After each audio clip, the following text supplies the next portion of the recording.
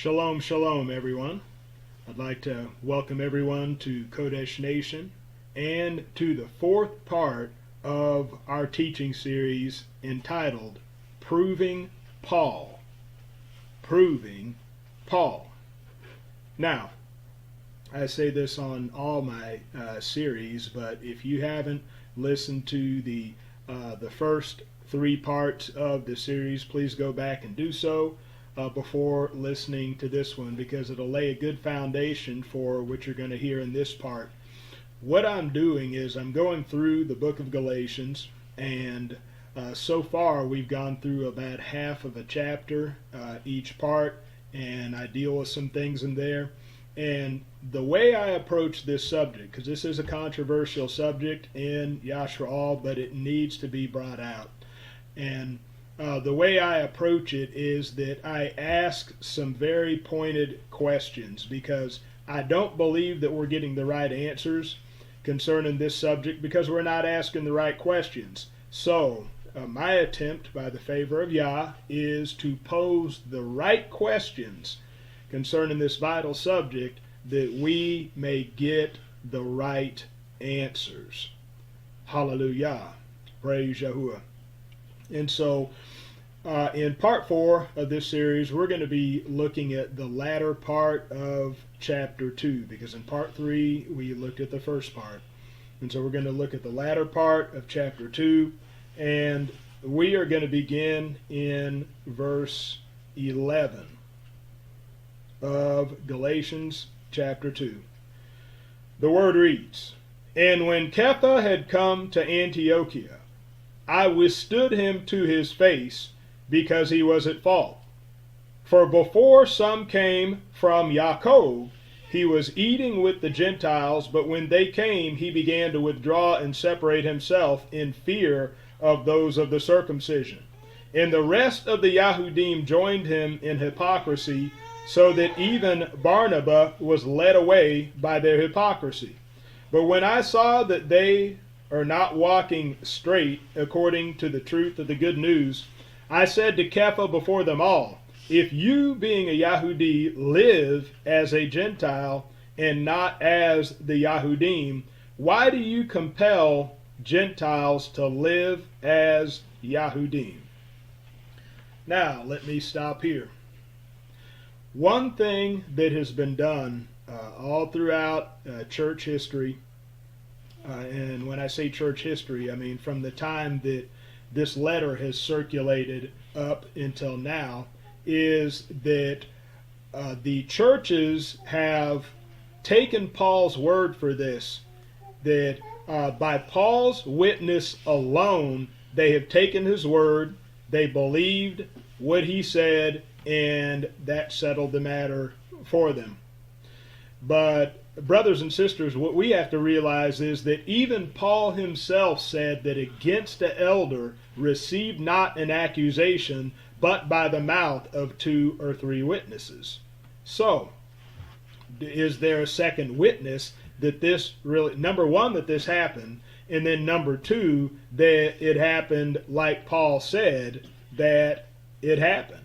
And brothers and sisters, we have no second witness of this particular event. And so all we have to go on is what Paul is saying. That is why I said that to go back and listen to the first 3 parts of this series, because in one of the parts we dealt with Paul's relationship with the 12 apostles and with the elders. And one of the pointed questions that we asked was that were they in one accord? Were they really in one accord? And from some things earlier in this letter to the Galatians, we see friction. We see friction, we see division, we see that they were not on one accord. There are different clues throughout the scriptures that shows that there was conflict. There was conflict between Paul and Peter and James. And so, brothers and sisters, we see this pattern. We see Paul beginning to talk about false brethren in Jerusalem. And we see him talking about this false gospel that's circulating. And as he begins to talk about this, he starts naming names, and he starts using these names in a negative manner. You know, he talked about Peter, James, and John. He said, who seemed to be pillars. He said, they added nothing to me. And so we see this belittlement that sha'ul, or Paul, uses when speaking about the apostles and the elders. We even brought out in Corinthians about how he boastfully said that I am not a whit behind even the chiefest apostles.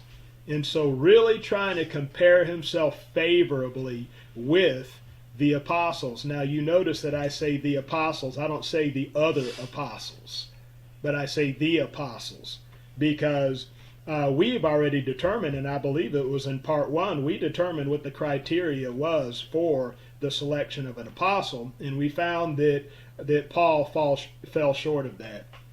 And so if you want details of that, make sure you listen to part 1 of this series.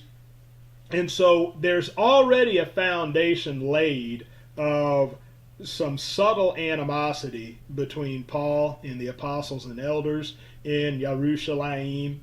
And there's already, as we've done earlier in this series, you know, we've already shown and demonstrated just the envy and the strife just generating from Paul's heart toward the apostles, because it seems like it was an obsession for him as he wrote his letters to Gentiles, for him to be seen in a favorable light as compared to the apostles, for him to be seen as just as authoritative or more than them. You know, we know even in Corinthians he was dealing with that at Corinth, that there were divisions. Some were saying, I am of Paul, I am of Cephas, I am of Apollos, I am of Messiah.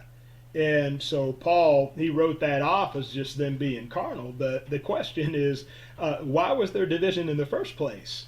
That if Paul and Peter were teaching the same thing, why would some say, I'm of Peter, I'm of Cephas, and then some say, I'm of Paul, if they were teaching the same thing? See, that shows right there was some division there. There was some difference there. So with all of that in the background, in the backdrop, here we have Paul just wanting to be magnified in the eyes of these Galatians, and giving this testimony about Peter, about him standing up to him and rebuking him. And we see that Peter's not around to defend himself. And so there's no second witness to this. But brothers and sisters, for those of us that have just had the Bible to rely on all these years and not other writings, that we have not been given a well-rounded perspective concerning the history of the assembly in things that have taken place. And so because of that, there's something that I want to read to you. And this, I believe, will make a difference in how we see history, how we see the relationship of Paul with the apostles and the elders. And this is from what's called the Epistle of Peter to James. This is an extra, what they call an extra biblical writing, but the Epistle of Peter to James, and I'm going to read chapter 2 of it, and it's entitled Misrepresentation of Peter's Doctrine. And so this is how it reads. In order, therefore, that the like may also happen to those among us as to these 70, give the books of my preachings to our brethren with the like mystery of initiation, that they may indoctrinate those who wish to take part in teaching. For if it be not so done, our word of truth will be rent into many opinions. And this I know, not as being a prophet, but as already seeing the beginning of this very evil. For some from among the Gentiles have rejected my legal preaching, attaching themselves to a certain lawless and trifling preaching of the man who is my enemy. Let me stop here for a moment. This is good. This is good. Because this is packed with some good nuggets of truth that we need to know about. That Peter was saying that this thing was so apparent that he didn't have to know it supernaturally as a prophet. He didn't have to just discern that this thing was taking place. I mean, this thing was obvious.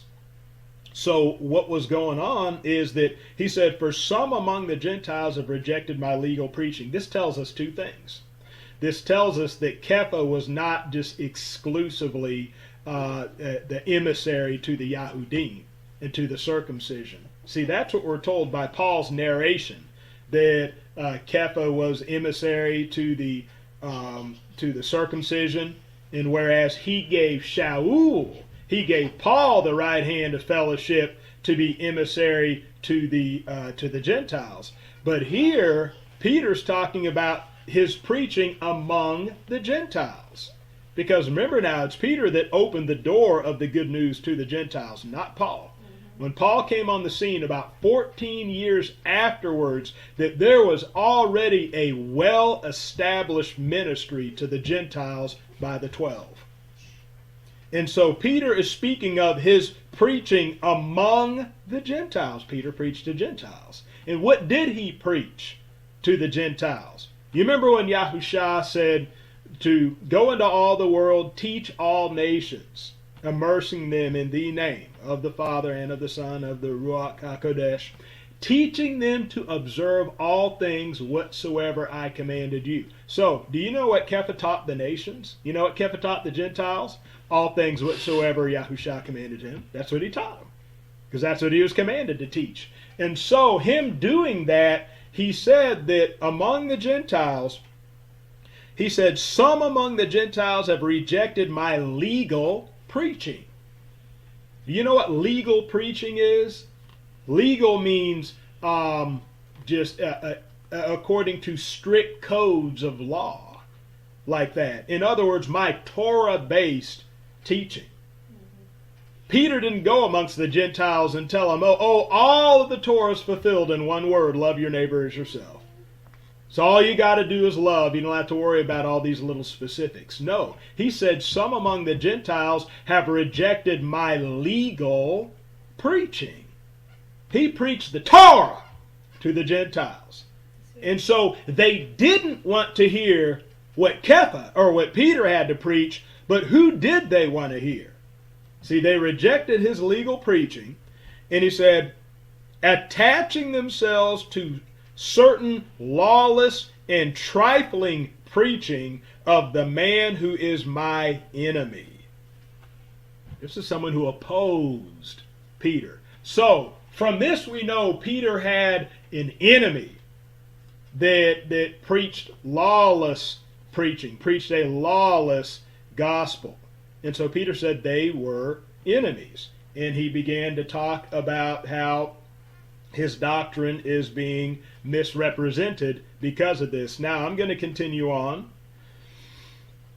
Says, and these things some have attempted while I am still alive to transform my words by certain various interpretations in order to the dissolution of the law, meaning the doing away of the law. As though I also myself were of such a mind, but did not freely proclaim it, which Elohim forbid, for such a thing were to act in opposition to the law of Elohim, which was spoken by Mashah and was borne witness to by our Master in respect of its eternal continuance. For thus he spoke, the heavens and the earth shall pass away, but one jot or one tittle shall in no wise pass from the law. And this he has said, that all things might come to pass, but these men, professing, I know not how, to know my mind, undertake to explain my words, which they have heard of me more intelligently than I who spoke them, telling their catechumens that this is my meaning, which indeed I never thought of. But if while I am still alive they dare thus to misrepresent me, how much more will those who shall come after me dare to do so? And so the reason why I brought this out to you, brothers and sisters, is to show that even in Peter's day, before he even died, there is a big problem of people that were on the side of his enemy, this lawless preacher, and they were misrepresenting Peter's words. They were trying to make Peter out to be as if he was preaching against the Torah and teaching against the Torah also. And I think it's great how Kepha, or Peter, in this letter affirmed the eternal continuance of the Torah, and how Yahusha himself, praise Yahuwah, even affirmed it. And so with Peter speaking of the danger of people misrepresenting him, in misrepresenting his words like that, we need to be very skeptical, especially if we don't have a second and third witness of somebody saying Peter said this, Peter did that. And so what this does is this brings us to the silver bullet, I'll call it, for all of those that want to defend Paul. The silver bullet, and you know what I'm talking about. Before I even bring it up, you know where I'm going. You know what I'm talking about, and it's a reference that Peter supposedly had written, and it's a reference talking about how account the long suffering of our Master as salvation, even as our beloved brother Paul wrote of, and how in all of his epistles he writes of things that are hard to be understood, which they that are unlearned and ignorant and unlearned, and how they wrest, as they do the other writings, to their own destruction. Now, I said other writings, I didn't say other scriptures, because that's not what was meant by that. But number one, we don't know if Kepha even said that to begin with. You see, because he's already telling us here in his letter to James that people are misrepresenting him, misrepresenting what he believed. Because whenever you start dealing with Paul in this day and age, what do people do?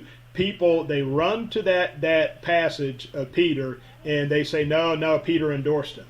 Peter endorsed Paul. He endorsed him because he called him a beloved brother, and he talked about the wisdom that had been given to him. Well, brothers and sisters, when we talk about an endorsement, anybody can name drop. See, the reason why that these Gentiles were name dropping Peter and making Peter seem like he was okay with the lawless preaching was because Peter was given the keys to the kingdom. Here he was, the chief apostle. Using Peter's name carried weight. It carried authority. So if you say, well, Peter said this, Peter said that, then that would make people stop and think. That would give people a sense of authority. Praise Yahuwah. And so Peter was saying he was being misrepresented. So us knowing that we need to seek a second or third witness when it comes to people saying what Peter said and what Peter did, especially somebody who is speaking negatively toward Peter in the same epistle.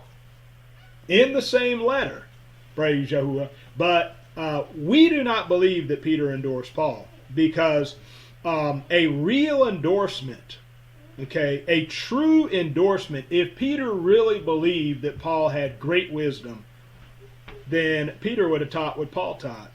But you know what? Peter did not teach what Paul taught. Now, I will say that Peter endorsed James. How can I with confidence say that Peter endorsed James? Because Peter taught what James taught. But see, Peter did not teach what Paul taught. Paul's controversial doctrines, and we're going to go through this. I'm going to show you this. They are unique. And what I mean unique is you don't see anybody else teaching this stuff. You don't see a second witness from Yahusha, from the 12, from the elders, that we see Paul standing alone in these controversial doctrines. Hallelujah. And so here we see Peter being accused of hypocrisy toward the Gentiles. All right. Now, one reason I don't believe this, and that I believe that this is a false witness and a false testimony, is because Peter by this time he had already gotten over that hump. That he was inclined not to go, he was inclined to not go amongst the Gentiles, but Yah dealt with him in a vision. He dealt with them in a vision. He showed them those four-footed beasts and unclean creeping things, and he was told, rise, kill, and eat. And he told the Most High, no, I've never eaten anything common or unclean. And 3 different times the Most High told him, do not call that which I have cleansed common. And so he realized the interpretation of that he was told not to call any man who Yah has cleansed common or unclean. Now, what happened was, after Peter took the keys and opened that door to the Gentiles at Cornelius' house by going amongst the Gentiles, when he came back to the Yahudim, he was confronted by the circumcision brethren. And when he was confronted, he stood his ground. He said, no, Yah showed me that I'm not to call any man common or unclean. He explained the vision. He explained what took place there. And then they are okay with it. So to say that afterwards Peter is cowering to pressure from the circumcision brethren, because of this deal of eating with the Gentiles, I do not believe that. I believe Peter already got over that hump. And then number 2, the statement that Paul makes, where he says that if you, being a Yahudi, live as a Gentile and not as the Yahudim, how do you compel the Gentiles to live as Yahudim? So he's being accused of living as the Gentiles. You see, so yeah, you better have a second or third witness if you're going to make that kind of accusation, towards an apostle, and not just any apostle, too, to Kepha, the one who was given the keys. Praise Yahuwah. So we don't believe this, we don't receive this, and because of Paul's own words. There's no second or third witness to this accusation toward this elder, and we already see some shady motives with Paul that we've already talked about in the first few parts of this lesson. But I thought it important to bring out the epistle of Peter to James so you could see that there were already problems in that day. Now, from what I understand, there are also writings that speak of where Peter explains about why he wouldn't eat with certain people. I believe this is in the homilies or the recognitions, and if I get a specific reference, I could show it in one of the other parts of this video. But the long and short of it is that these Gentiles that would eat food sacrificed to idols, that they were possessed with devils, basically, and that he wouldn't sit down and eat with such a person. We know how Paul was light on this food sacrifice to idols deal, that he had taught basically that you don't eat the food sacrificed to idols for conscience sake. Not because it's wrong, but just for conscience sake. Not your own conscience, but the conscience of a weak brother. And so we know that Paul was weak on that as far as the whole food sacrifice to idols deal. And so the whole point I'm making, brothers and sisters, is that there's not enough evidence to just condemn Peter on this, and that we should stop running around and being like the churches and taking one witness and saying that this really happened, and it happened the way that it's explained to us here by Paul. Because, like I said, we already knew there were problems, and we already know that there is conflict between them. Praise Yahuwah. We know it from the first couple chapters of Galatians, and we know it from Peter's letter to James. But I'm going to go on. Verse 15, we Yahudim by nature and not of the Gentiles, sinners, knowing that a man is not declared right by works of Torah, but through belief in Yahushua HaMashiach, even we have believed in Mashiach Yahushua in order to be declared right by belief in Mashiach, and not by works of Torah, because by works of Torah no flesh shall be declared right. And if while seeking to be declared right by Mashiach, we ourselves also are found sinners, is Mashiach then a servant of sin? Let it not be. For if I rebuild what I overthrew, I establish myself a transgressor. For through Torah I died to Torah in order to live to Elohim. I have been impaled with Mashiach, and I no longer live, but Mashiach lives in me. In that which I now live in the flesh, I live by belief in the ben of Yahuwah, who loved me and gave himself for me. I do not put aside the favor of Elohim. For if righteousness is through Torah, then Mashiach died for naught. Hallelujah. So, brothers and sisters, what we're going to start getting into here in part 4, we're going to start getting into Paul's doctrine, because that's really the meat and potatoes of this series. I wanted to lay the foundation, show some things about his character, show some just issues that he had, praise Yahuwah, but his doctrine is what we really want to look at here. Hallelujah. And so, brothers and sisters, I want to look at this very peculiar statement that he makes in verse 19. For through Torah I died to Torah in order to live to Elohim. And so the idea of dying to Torah, or being dead to the Torah. See, we're going to go a little deeper into this by going to Romans 7, because Romans 7, he's going to explain what he means by dying to the Torah.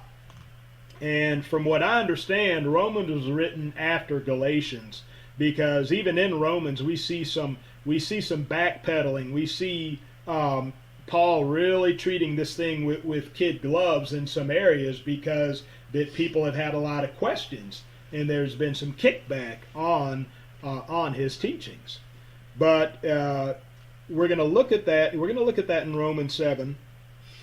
But I want to pose the first question of this part of this series of part 4 here. And the first question is that did anybody else teach that we are to die to the Torah beside Paul?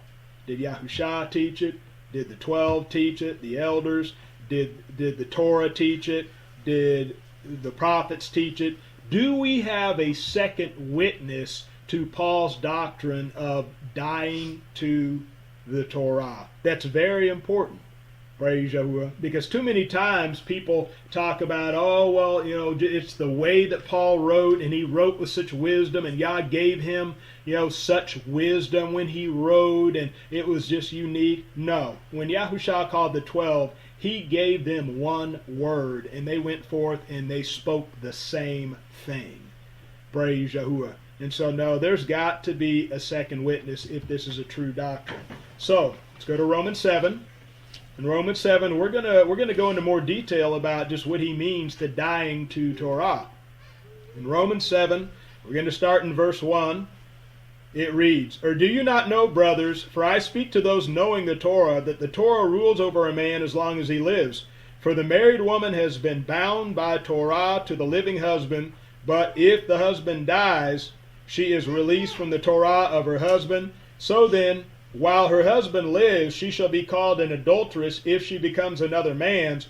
But if her husband dies, she is free from that Torah, so that she is not an adulteress, having become another man's. So, my brothers, you also were put to death to the Torah through the body of Mashiach, for you to become another's, the one who was raised from the dead, that we should bear fruit to Elohim. For when we were in the flesh, the passions of sins through the Torah were working in our members to bear fruit to death. Now, this is where it starts to become problematic. Verse 5. When we were in the flesh, all right, when we were sinners, when we were unconverted, the passions of sins through the Torah were working in our members to bear fruit to death. Verse 6. But now we have been released from the Torah, having died to that we were held by, so that we should serve in newness of Ruach and not in oldness of letter. What then shall we say? Is the Torah sin? Let it not be. However, I did not know sin except through the Torah, for also the covetousness I knew not, if the Torah had not said, Thou shalt not covet.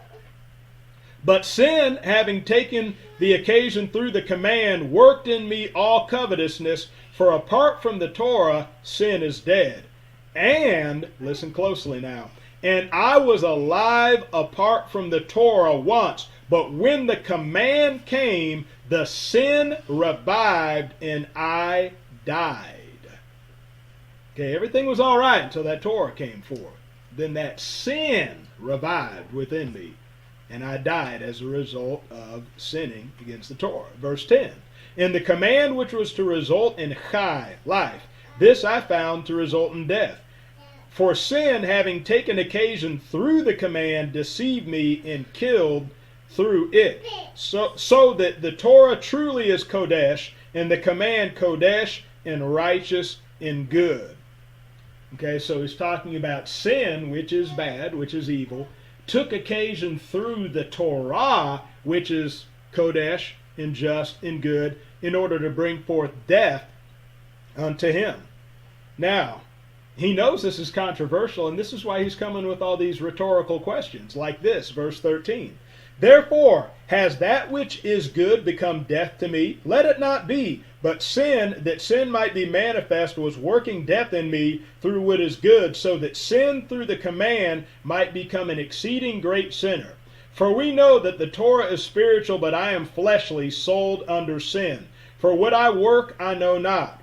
For what I want, that I do not practice, but what I hate, that I do. But if I do what I do not want, I agree with the Torah that it is good. And now it is no longer I that work it, but the sin dwelling in me. For I know that in me, that is in my flesh, dwells no good. For to want is present with me, but to work the good I do not find. For the good that I want to do, I do not do, but the evil I do not want to do, this I practice. And if I do that which I do not want, it is no longer I who work it, but the sin dwelling in me. Hallelujah. So, and we're going to examine that. We're going to examine that even according to the words of Yahushua himself. It's no longer I who do it, but the sin dwelling in me. You see how Paul separates himself, from his sin. Now, granted that this is believed by many to be a portrayal of Paul when he was in the flesh, that he may not have been talking about his everyday life after conversion, so to speak, but just portraying the life of an unconverted man and the troubles that he has in the flesh. Now, verse 21, I find therefore this law, that when I want to do the good, the evil is present with me. For I delight in the Torah of Yahuwah according to the inward man, but I see another law in my members, battling against the Torah of my mind, and bringing me into captivity to the law of sin which is in my members.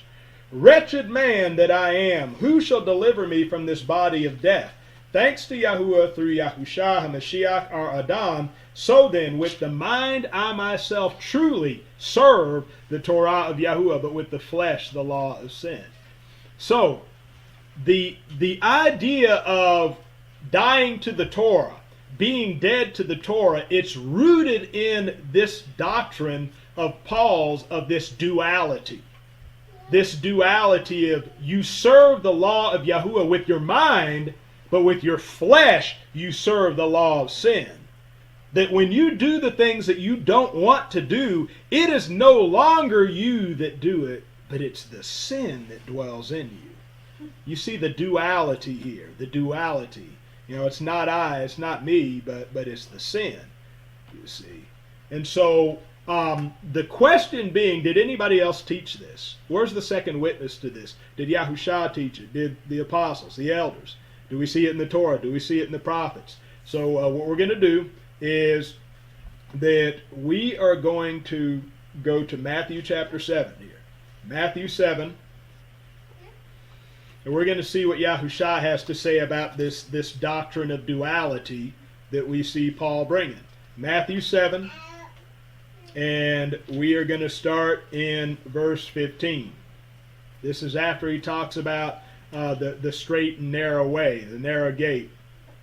Verse 15 says, But beware of the false prophets who come to you in sheep's clothing, but inwardly they are savage wolves.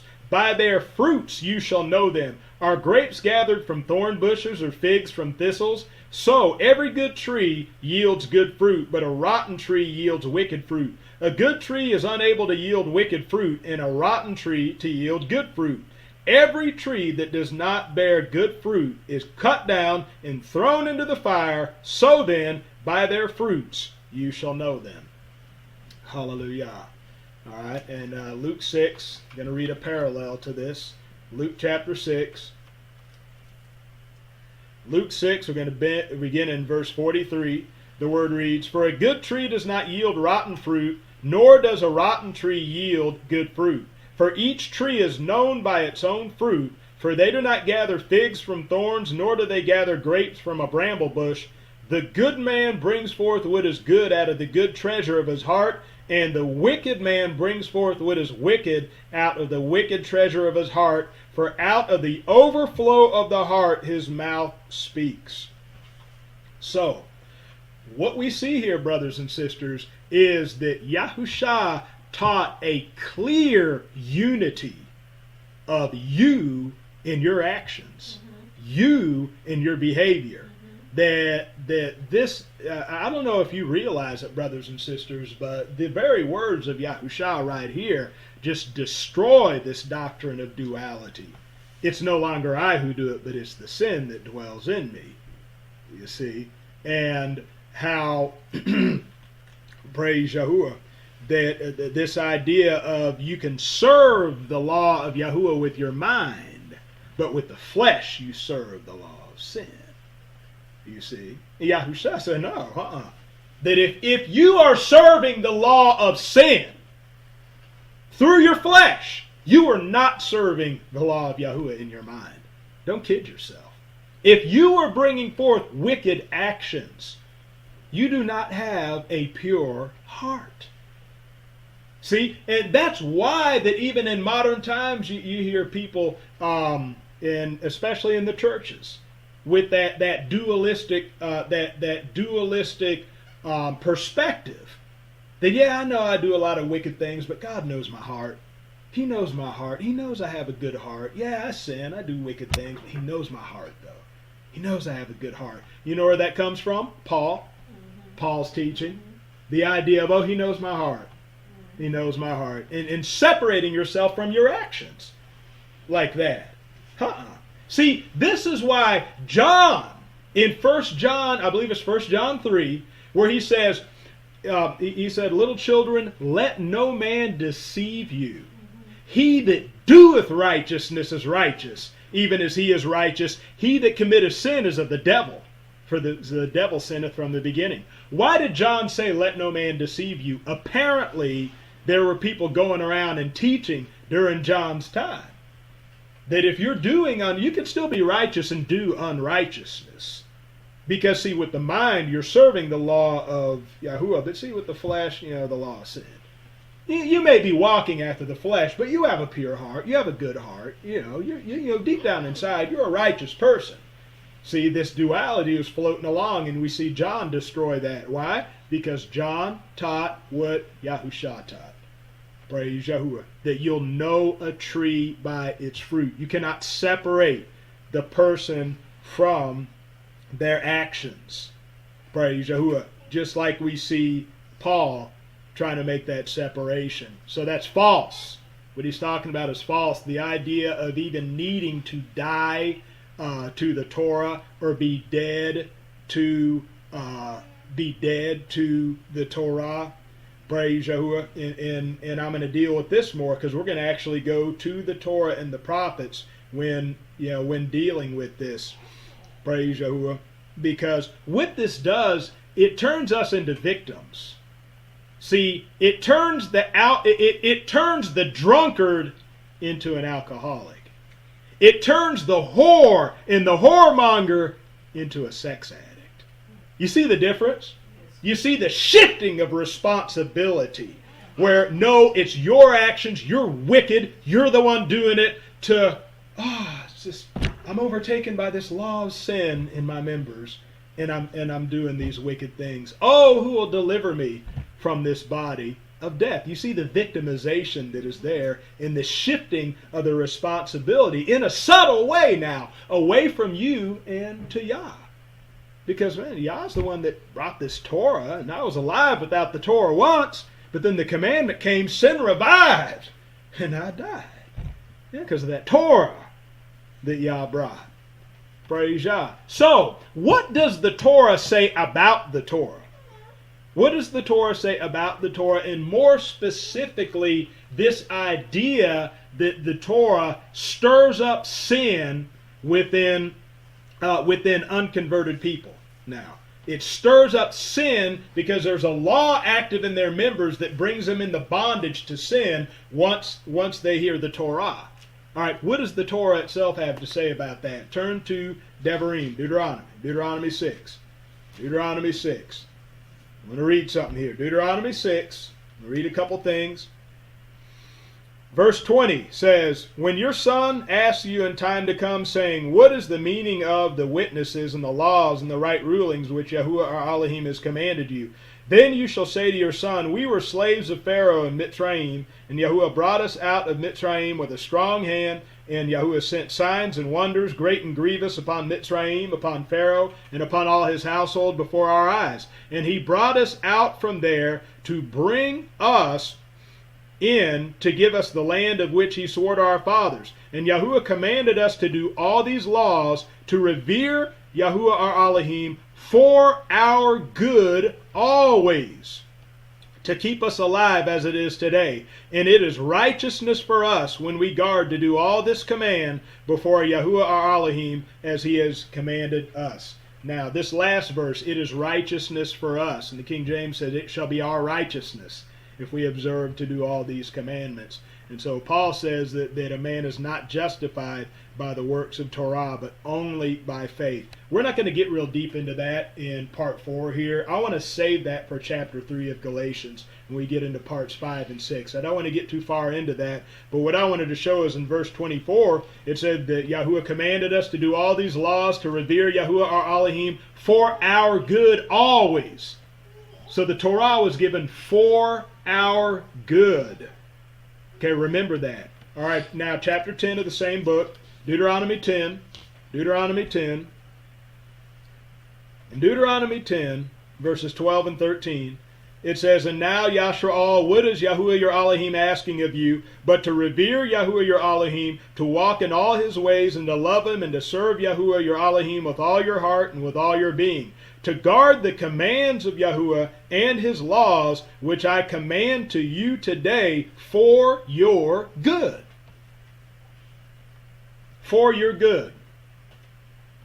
I've asked this question oftentimes, and I believe that it is the most critical question when it comes to the debate of, are we still supposed to be keeping Torah as believers in Yahushua HaMashiach? And the question is this: did Yahuwah give our forefathers a law that they could not keep, or did he give them a law that they would not keep? Huge difference. Did he give them a law that they could not keep, or did he give them a law that they would not keep? Now, brothers and sisters, I mean, that's an easy one. If he gave our forefathers a law that they could not keep, then there's no way he could say that he gave it to them for their own good. That's not for their own good. If it's a law they just cannot keep. How many times have you heard Christians say, we can't keep the law? We can't keep the law. If you try to keep it, you'll fail. You'll sin. We can't keep the law. You see? No, I mean, he gave it to our forefathers for their good. Praise Yah. Look at what the prophets say. Look at Micah. Micah 2. Micah chapter 2. Micah chapter 2. I'm just going to read one verse here. Now, verse 7 of Micah 2. It says, "Are you called house of Jacob? Has the Ruach of Yahuwah been limited? Are these his doings? Do not words do good to the one walking uprightly?" Now, and the King James says, "Do not my words do good to him that walks uprightly?"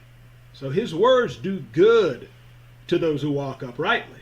Praise Yahuwah. But see, what we're specifically talking about is, what is the effect that the Torah has on an unconverted person? Because Shaul's claim is that the Torah, with an unconverted person, that they have the law of sin and death operating within their members. And so what the Torah does, when they hear the Torah, it activates that law within their members, and that law uses the Torah to bring them into bondage to sin like that. And now he tries to save himself by saying, now the Torah is Kodesh, just and good. But see, that law of sin within the members takes that which is Kodesh, just and good, and uses it to bring that person into bondage to sin. Okay, so this is what sha'ul teaches. See, people say, oh, his words are hard to be understood. No, they're not hard to be understood. It's very clear what he's teaching. That is what he's teaching. Praise Yahuwah. But, so that's the question is, all right, we know that Yah's words do good to him that walk uprightly. But what about an unconverted person? What effect does the Torah have on an unconverted person? You know who gives us the answer to that? Our father Daud. We're going to see what our father Daud had to say about this. Okay, let's turn to Psalm 19. Psalm 19. Psalm 19, verse 7, it says, the Torah of Yahuwah is perfect, bringing back the being. King James says, the Torah of Yahuwah is perfect, converting the soul. So if the Torah of Yahuwah is perfect, converting the soul, that tells me it has a good effect on unconverted people. Why would there be a need to convert the soul if the person's not unconverted? See, Yah's words do good to those who walk uprightly, but to those that are not yet converted. But if they want to seek Yah, praise Yah, then the Torah of Yahuwah is perfect, converting the soul. I would say that the only people who the Torah does not really do any good toward are people that are just completely wicked. Like that. Praise Yahuwah. But someone who's just a sinner, someone who's just unconverted, like that, the Torah is perfect, converting the soul, bringing back the being. See, this is opposite of what Paul is teaching, brothers and sisters. And so that's the answer to our question here, is that did anybody else teach that we need to be dead to Torah like that? Did anybody else teach this about the Torah other than Paul? All right, we see that Yahusha, clearly we see he didn't teach this. And we see that it's not taught in the Torah. It's not taught by the prophets. Praise Yahuwah. And so there's a problem, brothers and sisters. There is a big problem. Praise Yahuwah. Praise Yah. The Torah of Yahuwah is perfect, converting the soul. Even look at Yahusha's dealings with the people of his day. This used to really puzzle me when I was in the churches as to why Yahusha dealt with these specific people like he did. You remember the whore, the adulteress, a woman caught in adultery. I believe it's in John 8, and how that he told those elders and the people gathered around her that he that is without sin, let him cast the first stone. And then he asked that woman, he said, where are your accusers? And she said, there's no man, master. Yahusha said to her, neither do I accuse you, go and sin no more.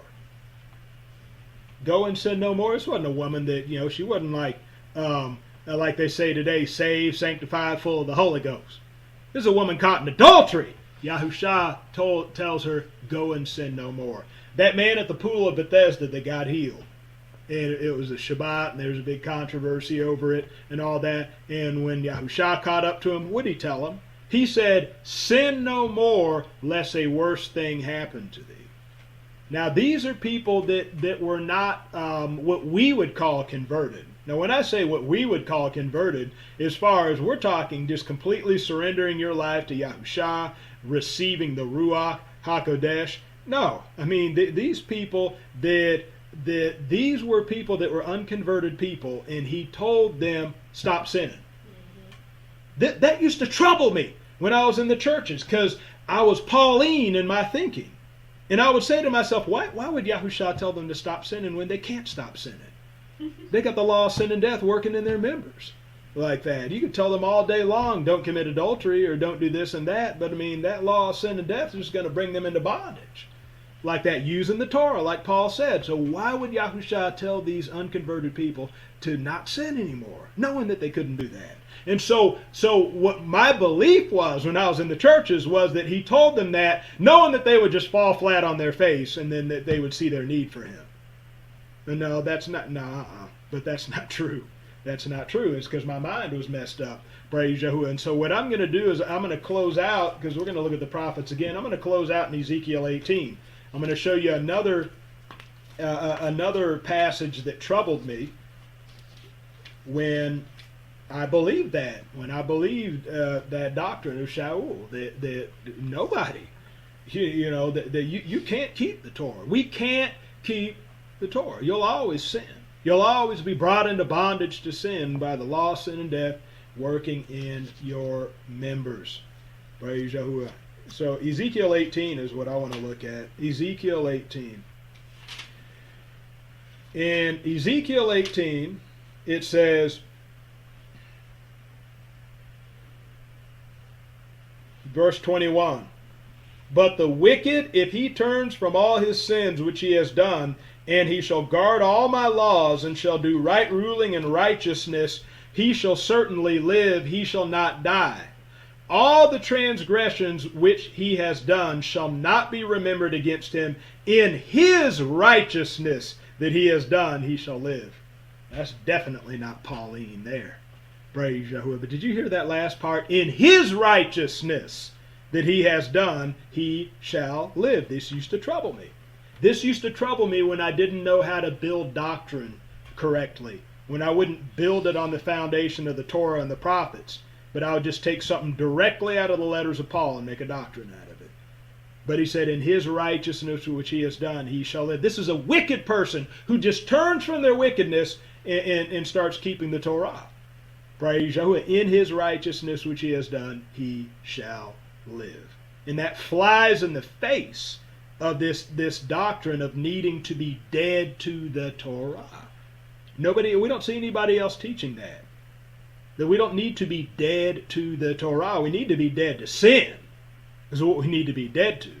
But the idea of being dead to the Torah, the answer to the question is no. There is no second witness. There is no second witness from Yahushua, from the apostles, the elders, the Torah, and the prophets. But Paul definitely stands alone on this issue. Hallelujah. So we're going to go ahead and shut it down with that. Part 4, as we close out chapter 3 of Galatians. In part 5, we're going to start we close down chapter 2. Now part 5, we're going to start getting into chapter 3. And see, this is where it really gets good, because we're dealing with doctrine. Okay, we're dealing with the most important part, that is doctrine. And are these doctrines that we need to be following after? Are these doctrines that Yahushua taught? The apostles? Are these doctrines that are supported by the Torah and the prophets? These are questions that we need to ask, brothers and sisters, as we go through this. So praise Yahuwah. So that is all for now, brothers and sisters. And with that, I will say, Shalom.